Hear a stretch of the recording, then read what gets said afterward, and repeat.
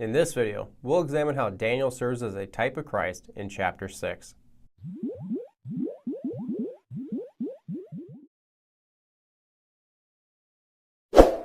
Reminder to hit the subscribe button below and turn on the notification bell to stay up to date as new videos come out. And if you're interested in supporting this ministry, just go to justscripture.org and click on the support page. Chapter 6 story about Daniel in the lion's den is a story that all people know. Daniel's steadfast loyalty to God results in him being thrown into the lion's den, where he miraculously survives the night. As we'll see, Daniel's example of obedience and loyalty to God is emblematic for all Christians to follow. But below the surface level of the story is a beautiful prophetic picture of Christ and of the gospel that most people have never observed before. So as we go throughout the chapter, see how many similarities you can spot, and we'll compare notes at the end. Chapter 6 is also the complement chapter to chapter 3 on our Aramaic chiasm. And at this point, Daniel is at least 80 years old after the fall of Babylon in 539 BC.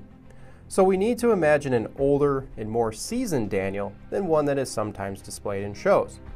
Starting in chapter 5, verse 31. And Darius the Median took the kingdom, being about 62 years old. It pleased Darius to set over the kingdom 120 princes, which should be over the whole kingdom.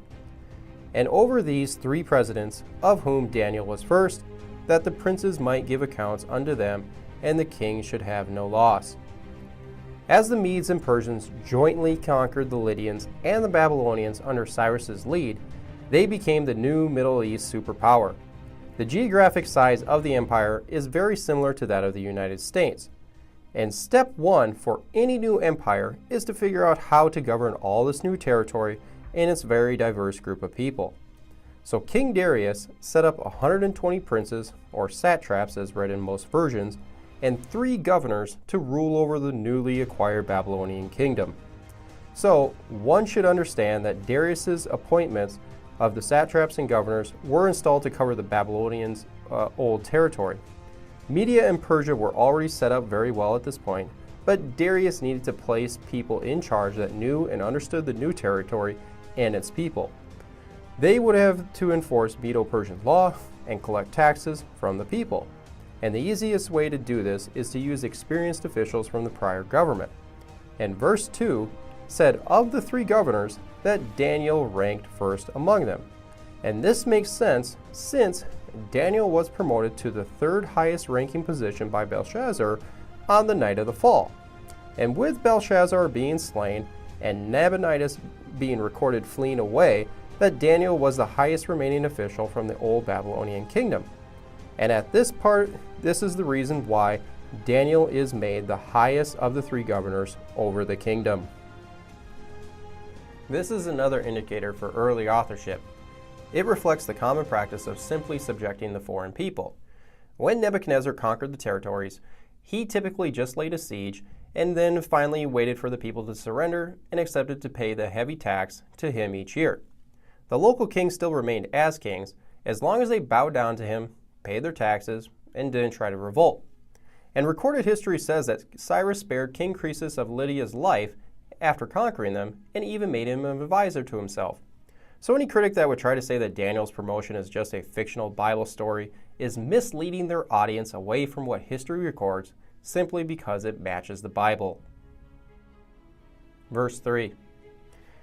Then this Daniel was preferred above the presidents and princes because an excellent spirit was in him, and the king thought to set him over the whole realm. This verse sets up the whole reason why Daniel will eventually be plotted against. Daniel is said to be preferred, or really most favored and liked above all the rest of the officials. So you can imagine the jealousy from those who desire power watching Mr. Goody Two-Shoes Daniel be the favored one. Because the king recognized that Daniel was so trustworthy and that his advice was probably always better than everyone else's, it's very likely that the king could see that Daniel had such great integrity, as he wasn't a normal politician who could take advantage of his powerful position, like skimming off the top of the collected taxes. This is why the king considered setting Daniel over the whole empire. This would result in Darius or Daniel having the same ruling authority as the king in a very similar fashion to that of Joseph under Pharaoh.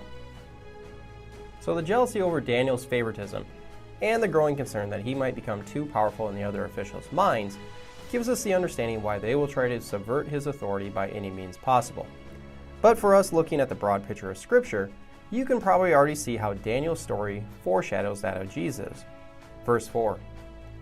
Then the presidents and princes sought to find occasion against Daniel concerning the kingdom, but they could find none occasion nor fault, forasmuch as he was faithful, neither was there any error or fault found in him. Then said these men, We shall not find any occasion against this Daniel, except we find it against him concerning the law of his God. So Daniel is a perfect law-abiding citizen, and the only way to get him to trip up is if these corrupt officials can use his faith against him. Aside from the typology of Daniel, we should also see the clear parallels between here and chapter 3's trial of Shadrach, Meshach, and Abednego in the fiery furnace. Verse 6. Then these presidents and princes assembled together to the king, and said thus unto him, King Darius, live forever. All the presidents of the kingdom, the governors and the princes, the counselors and the captains, have consulted together to establish a royal statute, and to make a firm decree, that whosoever shall ask a petition of any god or man for 30 days, except for you, O king, that he shall be cast into the den of lions. What the corrupt officials are doing is proposing a loyalty demonstration from the people. They can't worship any god or man except for the king. This is no different from Roman citizens having to declare that Caesar is Lord once a year to make sure everyone was in tune with the program. The punishment is a death sentence, where this time the form of punishment is being cast into the lion's den, similar to when Christians were used as sport in the Colosseum for not declaring that Caesar is the Lord. But in terms of the authorship debate, this is another internal indicator for early authorship. We saw in chapter 3 the Babylonians burning people alive. This was backed up by an inscription of Rinsim of Larsa and also the prophet Jeremiah. Yet, in chapter 6, Daniel recorded the Persians feeding the people to the lions. Persian religion, namely Zoroastrianism, venerated fire as sacred and to be praised. One of their guardian angels was Azarzad, whose name broken down means fire goddess. And 1st century BC Greek historian Strabo said, But it is especially to fire and water that the Persians offer sacrifice. To fire they offer sacrifice by adding dry wood without the bark and by placing fat on top of it. Then they pour oil upon it and light it below, not blowing with their breath, but fanning it, and those who blow the fire with their breath or put anything dead or filthy upon it are put to death. So you see the sacredness that the Persians held for fire. So Daniel precisely accounts for the cultural differences between the Babylonians and the Persians. This type of accuracy is best understood if it is coming from an eyewitness and not somebody 400 years removed from the scene. Verse 8. Now, O king, establish the decree and sign the writing, that it not be changed according to the law of the Medes and Persians, which altereth not. Wherefore King Darius signed the writing and the decree. Oh, these clever, corrupt officials. They have laid the perfect trap for Daniel. First, they know that Daniel is going to worship his God, regardless of anything. And second, they know that Medo-Persian law is unchangeable once it's issued, even from the king who put it into law in the first place. But once again, this is another internal indicator for early authorship. The Babylonian kings had unlimited, or we could say unrestricted power, while the Medo-Persian king's ruling authority was restricted by prior law. On the Babylonian side, we read how Nebuchadnezzar was changing his orders left and right, while Daniel described correctly that Persian law could not be changed even by their own king. This is backed up by 1st century BC Greek historian Diodorus Siculus, who recounted how Darius III couldn't change a death sentence that he issued to a man that he later found out that was actually innocent.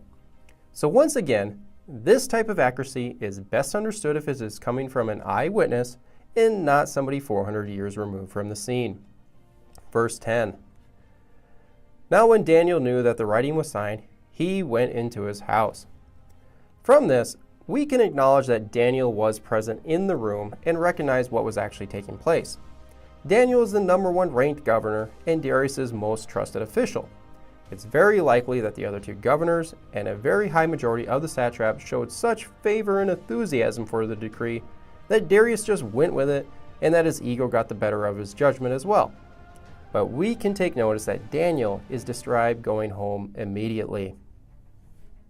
Now put yourself in Daniel's shoes for a moment.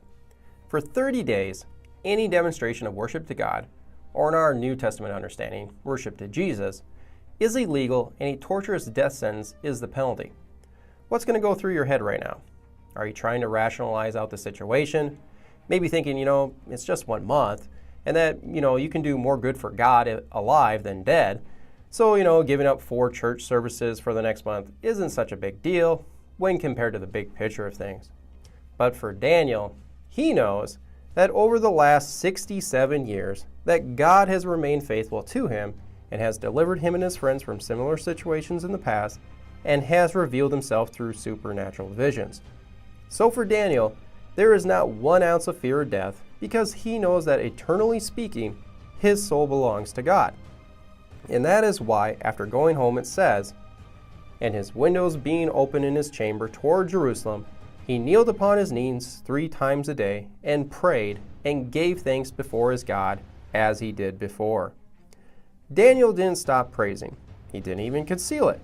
He left the windows wide open for everyone to see, including those corrupt officials who he knows will go tattle to the king. He is doing exactly what Jesus told us to do because he said, "You are the light of the world.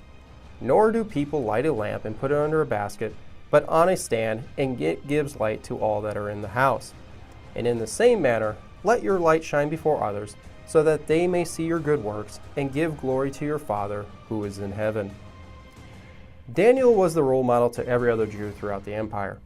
He knew that people would be looking at him as an example of what they should do in response to this new law. So regardless of the end result, that could be, either him dying for his faith or maybe having a possible miraculous saving miracle from God again, that this testimony would spread throughout the empire to all fellow Jews. Verse 11. Then these men assembled and found Daniel praying and making supplication before his God. Then they came near and spoke before the king concerning the king's decree. "Did you not sign a decree that every man that should ask a petition of any god or man within 30 days, except for you, O king, shall be cast into the den of lions?" The king answered and said, "The thing is true, according to the law of the Medes and Persians, which cannot be changed." Then they answered and said before the king, "That Daniel, which is of the children of the captivity of Judah, regards you not, O king, nor the decree that you have signed, but makes his petition 3 times a day." Then the king, when he heard these words, was so displeased with himself, and set his heart on Daniel to deliver him, and he labored until the going down of the sun to deliver him. Darius has now just realized how bad it was for him to sign this into law. His ego got inflated because of the extra praise that he would be getting, and how he likely thought that it would make the empire more unified by exposing any defectors within the realm.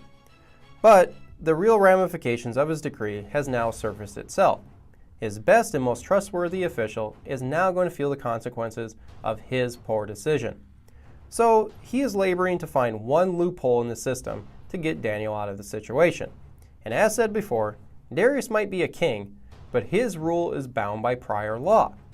This should remind us of the statue of multiple metals in Daniel chapter 2. Here we saw that the value of the metals reflected the ruling power that their leader held and that it continuously diminished from one empire to the next. Verse 15. Then these men assembled unto the king and said unto the king, "Know, O king, that the law of the Medes and Persians is that no decree or statute which the king establishes may be changed." Then the king commanded, and they brought Daniel and cast him into the den of the lions. Now the king spoke and said unto Daniel, "Thy God whom you serve continually, he will deliver thee." A better understanding and reading of this would be, "May your God, whom you serve continually, deliver you." Darius's heart is broken over the situation, and he's not a believer. So unenthusiastically, he is saying, "It's up to your God now, because nobody, including myself, can save you." And after uttering this, verse 17 says, "And a stone was brought and laid upon the mouth of the den, and the king sealed it with his own signet, and with the signet of his lords, that the purpose that might not be changed concerning Daniel. Then the king went to his palace, and passed the night fasting, neither were instruments of music brought before him, and his sleep went from him." Darius goes home and fasts throughout the night. But why not just go drink yourself into a drunken stupor? You just sentenced one of your best friends to death, so maybe a few drinks would settle down that guilty feeling that's running through your veins. But he didn't do that. He didn't go home and enjoy the normal nightlife routine that kings enjoyed. He mourned and fasted for his friend, and very likely held on to a small glimmer of hope that his friend would somehow survive the night. See, it's very likely that Daniel has told Darius about all the miracles that Yahweh has performed over his lifetime.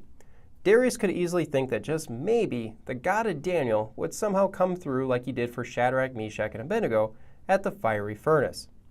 So in verse 19 it says, "Then the king arose very early in the morning, and went in haste unto the den of lions. And when he came to the den, he cried with a lamentable voice unto Daniel. And the king spoke and said to Daniel, O Daniel, servant of the living God, did thy God, whom you serve continually, able to deliver thee from the lions? Then said Daniel unto the king, O king, live forever.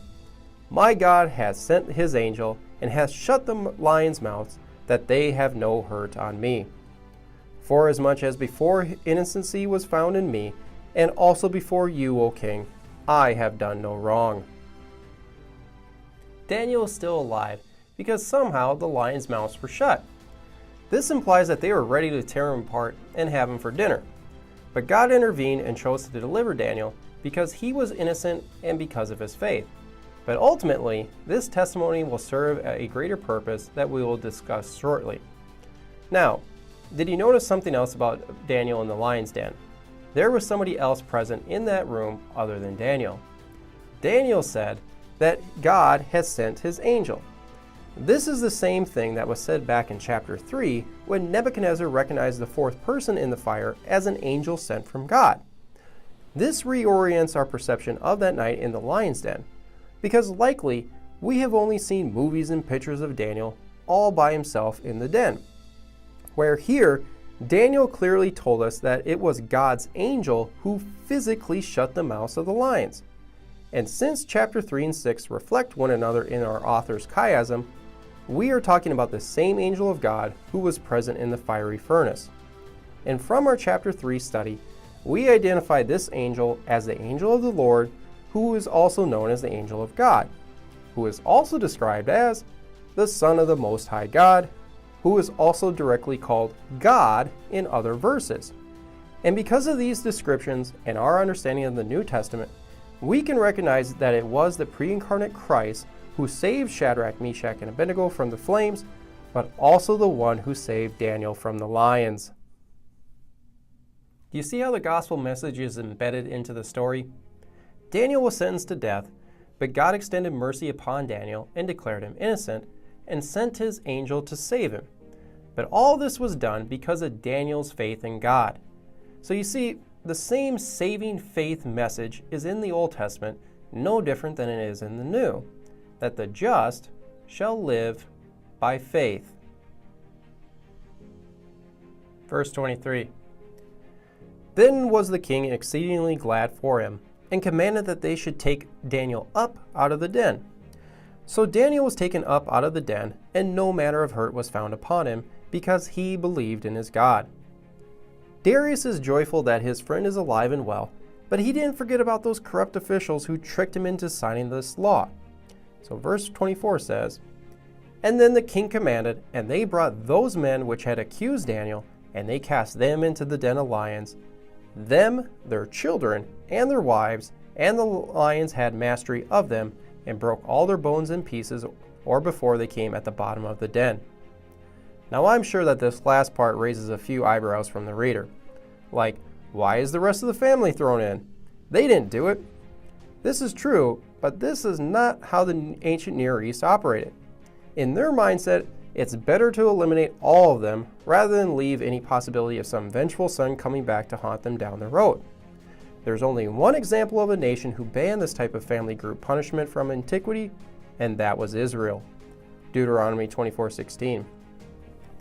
And the father shall not be put to death for the children, neither shall the children be put to death for the fathers. Every man shall be put to death for his own sin. Other than seeing the cultural difference here, this also serves as another internal indicator for early authorship. Because this Persian practice is backed up by Herodotus, who said that Darius took both Intraphanes himself and his sons and all his kinsmen, being much disposed to believe that Intraphanes was plotting insurrection against him with the help of his relations, and having seized them, he put them in bonds as for execution. So once again, this type of accuracy is best understood if it is coming from an eyewitness and not somebody 400 years removed from the scene. Verse 25. Then King Darius wrote unto all the people, nations, and languages that dwell in all the earth, peace be multiplied unto you. I make a decree that in every dominion of my kingdom men should tremble and fear before the God of Daniel. Now note here, he called Yahweh the God of Daniel and not of himself. So this miracle doesn't seem to have any converting, effect on him in becoming a believer. This would be no different than when Jesus fed the 5,000 and the next day they all left him because he wasn't going to do it again for them. Continuing on. For he is the living God, and steadfast forever, in his kingdom that which shall not be destroyed, and his dominion shall be even unto the end. This type of language sounds so familiar to that of chapter 2's description of God's everlasting kingdom, which is then an indicator that Daniel told Darius about Nebuchadnezzar's dream of the statue. Verse 27. He delivers and rescues, and he works signs and wonders in heaven and in earth, who hath delivered Daniel from the power of the lions. Now it's a nice decree, but nowhere did it say that Yahweh was the only true God, nor did it say that everyone should now worship him over their pagan gods. This is merely a notification to the Jews that they don't have to worry about being punished for worshiping their God anymore. And so the chapter closes saying, So Daniel prospered in the reign of Darius and in the reign of Cyrus the Persian. Now that we have the whole story in view, let's zoom out and see how Daniel prefigured the coming Messiah. First, we saw that the king's trust in Daniel was so great as to make him ruler over the whole empire. This would be similar to the father granting full authority to his son. Because his integrity was perfect, which led the leaders to try to find one fault with him. But as throughout the whole book, nothing negative is spoken of about Daniel, so you could say that this foreshadowed Christ's sinlessness. The leaders then conspired together by using the Mosaic law against him, to which Daniel obediently chose to worship God instead of the king. Then we saw that Daniel prayed fervently for his people and was arrested while praying like Jesus was in the garden, while he knew the whole time and accepted his upcoming punishment. The officials then demanded for his execution and was sentenced to death by a reluctant ruler.